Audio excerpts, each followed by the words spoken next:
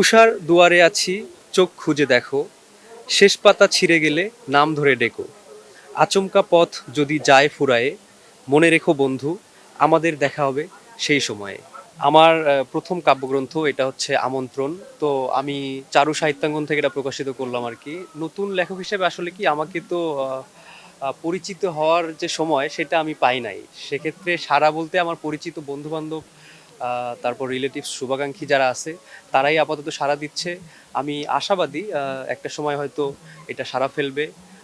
সেই জন্যই আমি আশাবাদী আর কি। নতুনদের জন্য আমি মনে করব পথটা একটু আমার কাছে কঠিনই মনে হয়েছে।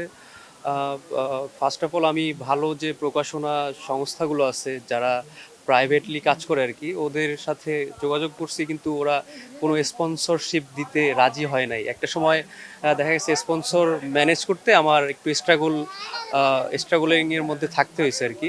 এরপরেও আমি ফ্যামিলির সাপোর্ট, এরপর নিজের একটু সহ্য ক্ষমতার মাধ্যমে আমি পরবর্তীতে করতে পারছি। আলহামদুলিল্লাহ। স্ট্রাগল থাকবেই, তবে আমি হ্যাপি আর কি। আমার একটা কবিতা আছে, কবিতার নাম হচ্ছে ডাক। তো এখান থেকে 4টা লাইন শোনাই আপনাদেরকে। উষার দুয়ারে আছি, চোখ খুঁজে দেখো, শেষ পাতা ছিঁড়ে গেলে নাম ধরে ডেকো।